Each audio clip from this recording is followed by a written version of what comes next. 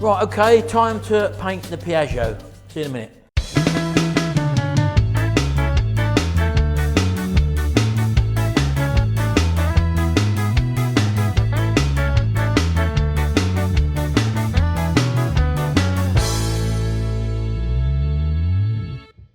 Right, well, it's all been sanded down. We've got to give it one more wipe over with some wax and grease remover and give it a tack rag. But first of all, we're going to get this underpiece done here with the stone chip. The stuff we're using, that's this Gravtex U-pole stone chip here.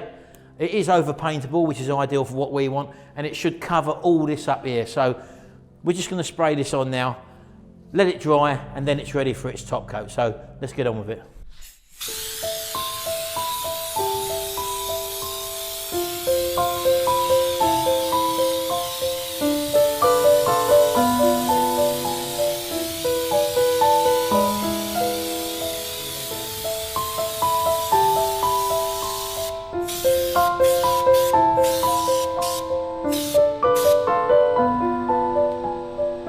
Right, there we go. That didn't take long at all. It's a one coat application. Let's have a closer look at it, see if it's covered all what I said it would do.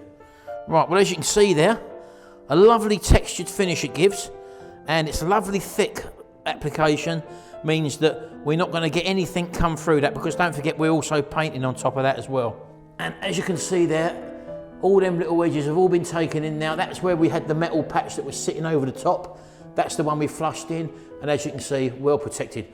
Why they don't do this from a new manufacturer, I don't know, but there we go. That's what we've done. That should protect it now once it's got its paint on as well. Well, as you can imagine, painting something like this is a little bit awkward because you need to get all the way around it. What we've actually done is suspend it in the mid-air, but obviously we needed to get the underside done first. So what we'll do, we'll let that Gravtex go off, and then we'll paint the bottom part of it, and then we'll hang it back up so it's hanging vertically, and we can get all the way around it then. So that's what we're going to do. We've got to let that dry first. Right, so what we will do, we just have a little quick look around the unit to see what Jimmy's up to. He's got a little red Fiat 500 that he's painted. Let's go have a look at that. Well, as you can see, he's still working on the front bumper guards and the rear bumper guards, but the actual car itself's been painted. Let's have a look. And here it is. This is a little new style red Fiat 500. This has had new body panels on and everything, so everything was sort of unmatched in colour. It was red originally, but everything's been sprayed. Let's show you around it. As you can see, it's not long been out the booth. So coming around to the other side, looking absolutely lovely. We've got some work to do, obviously, buffing up. Here's the actual finish off the gun. I don't know if you can see that. Look how lovely that is there, look. Absolutely superb off the gun finish there. And going all the way around. As you can see, we're just letting the paint go hard first of all now. Going to give it a few days now. The owner's not in no direct hurry to get this back, so Jimmy's going to actually do a bit of cutting back and polishing along the top lines of the car as well, just to give it that lovely finishing touch when it's finished. He's got to paint the hood yet, and as you can see, all the way around, looking really nice. Can you see the gloss on that? I don't know if you can in the light. Here we go. So yeah, that's just another one which is in and had the treatment. The old trotter van is very near now. You'll be seeing a video coming up on that very shortly. I've just got to do a couple of small bits of bodywork to it. One is repair the hinges at the back and put a strengthening plate in. And there's a couple of little bits to do along the bottom, and then that's going to be sanded down with between 240 and 320, and then we're going to be priming. That's coming up very, very shortly, so keep your eyes out for that one.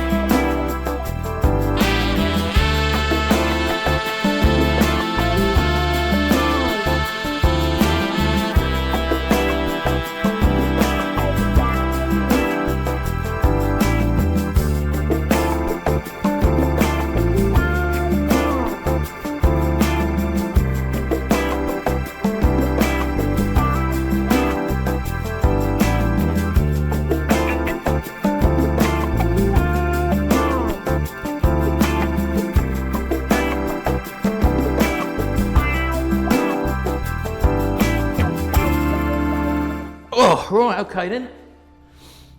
Let's hang that up there for a minute. Right, well, as you can see, we're doing it with rattle can. This is just really to show you what we can do with a rattle can. Now, one of the biggest problems you've got with a rattle can is that, one, you've got a lot of pressure coming out, so you've really got to be careful how near you are to the actual spray surface, so to speak. Two, as you probably see, you get this banding effect, which is due to just having a normal standard nozzle on it. Not very good for spraying large areas, and as I say, we're not too worried about that. And the third thing is that the paint is also very, very thin, a lot thinner than what you get when you're using the proper spray paint in a spray gun. And as a result of that, you've really got to sort of be in control of your paint speed as well as your distance, otherwise you're going to get runs. We just dusted on the first coat here, as you can probably see, and all we've done literally is a very, very thin coat there, and that there is good enough to bind the surface first of all. And looking around it, as you can see, we haven't got any runs. We're not worried about anything showing through here. We know we're going to get good coverage on probably the second, third and fourth coat. So this is just to show you that we're looking for a uniform finish all the way around, and this is a satin paint as well we're using here. It's not a full gloss black. So we just want a nice satin finish on this, because we're going over this with a 2K lacquer afterwards, and then you'll see what you can achieve. The actual finished job is a good quality lacquer on the top. So that was just the first coat. We're going to let this tack off for about 10 minutes. We'll go around it again, another 10-minute tack off, and then we'll do another coat, another 10-minute tack off. You've just got to let this dry, do what the manufacturers say, let it go through its tacking off period, so to speak, and then go for a second coat. And don't flood it on. As I say, we just dusted this coat on, and that's the way to do it. Definitely with the first coat anyway.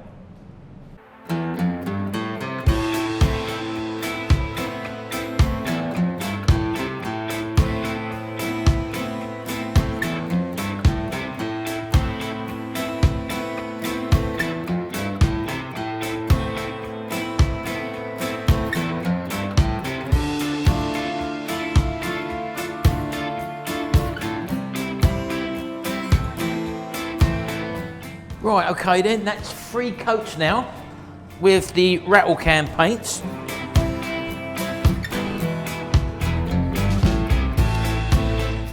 And we're just going to let this tack off now, again. Now, we think we got pretty much full coverage, but as it's only rattle can paint, what we're going to do, we're going to give it another coat, so that'll be 4 coats. So 3 coats has taken us 2 cans. So we're going to open up the 3rd can and just give it one more final coat, and then we know we've got full coverage. As you can see now, coming around it, we've got overall solid black. That's all we're looking for here. It is a satin finish. This, as I said to you, it's not a high gloss finish, but as you can probably see, coming around the bike, it looks like we've got full coverage there anyway. So this will really pop once you get the top coat of 2K lacquer on it, and that's all we're looking for. So yeah, all going well. And as you know, we've stone chipped the underneath. That's all done now. Hanging it up like this, we've got the heat coming into the booth on this side, and we've got the infrared lamp on that side, so we are getting heat in the booth. The booth's actually nice and warm now, and it's minus 4 degrees outside, Jimmy's just told me. So we're going to put you on time lapse one more time for the last coat, and then we're going to leave this for 24 hours for it to set up, and then we'll do this. In the next video, we'll apply the lacquer. So just bear with us. We're just going to let this tack off, and then we'll put the final coat on. Right, well, we thought we'd do this last one at real time, so you get an indication of how long it's actually taking. And as you can see, first thing to do all your edges first. These are the things that normally get missed. That's what Jimmy's done on every occasion there. Just go around the edges. Now don't forget, the whole reason we're spraying this is just to show you that you can use rattle cans and get a decent result. This isn't what we normally do here for a job like this. We'd normally buy the paint and spray with a spray gun. This is the alternative way of doing it for someone who hasn't got a compressor, for example. So this is our final coat now, and Jimmy's actually laying it on a lot better now. Again, you've got to be so careful not to get runs, because a spray can, as I said to you at the beginning, is notoriously thin paint, and it's very easy, if you don't got the right rhythm, to get runs. At this stage, we don't want runs.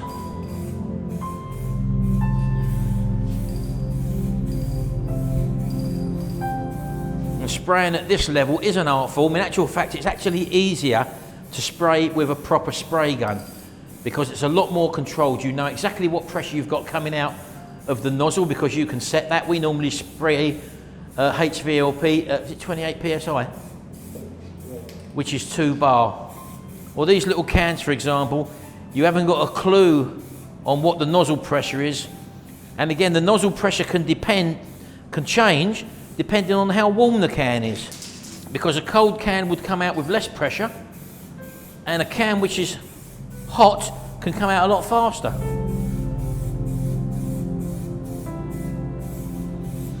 And as you know, we're not dealing with any fan here at all.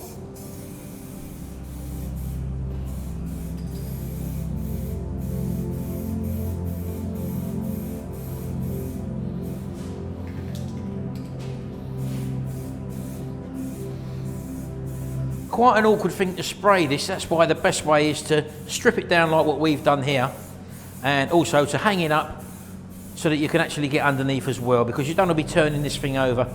You want it in one position so that you can get all around the vehicle, and that's what we're doing here.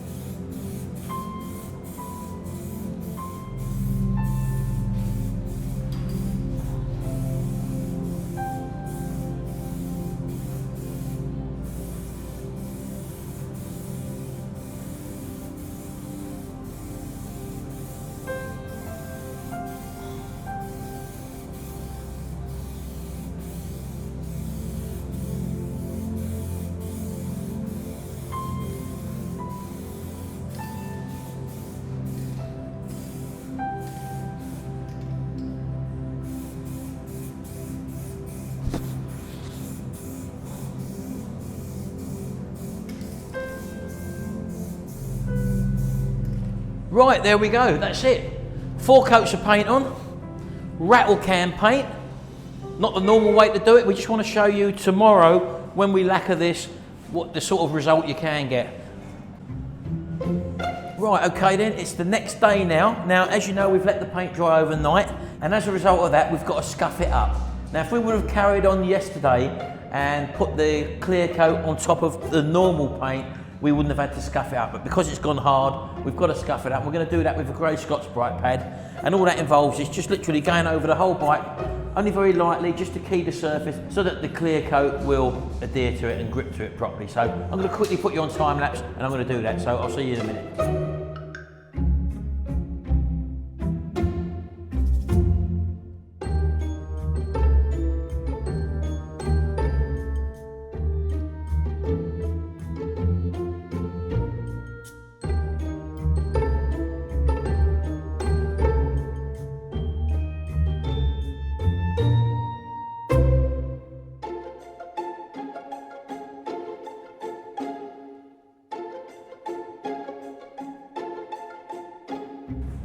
Okay then, so that's all been scratched down now with a grey Scotch-Brite pad. All we're going to do now is go over it with a wax and grease remover.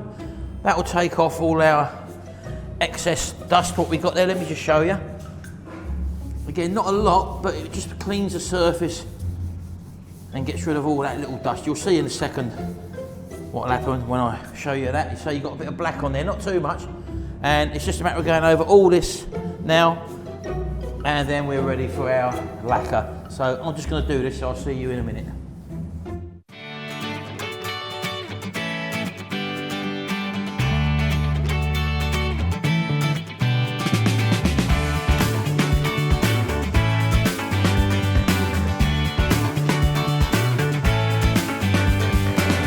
Right, okay then, time to get our mask on. I'm going to put some music over this because the fan of the booth's going to be too loud, so I'll see you in a minute. Top coat.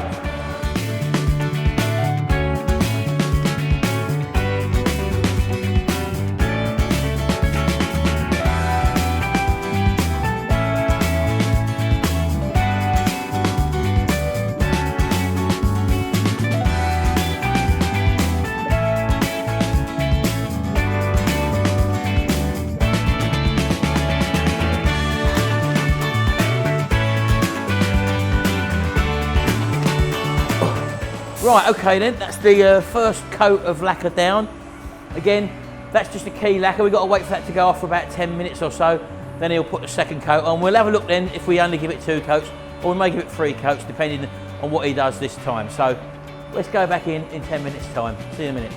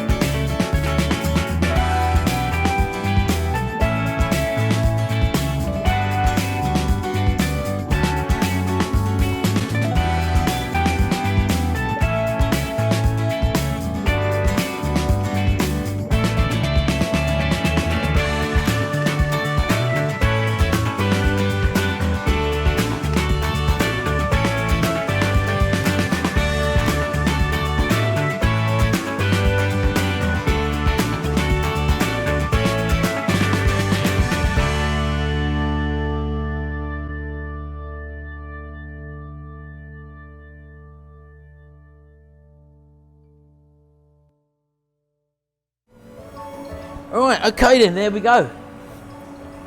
Gonna leave that to go off and dry now, and you'll see it in the next video when we start to do other stuff on the bike to get this back together.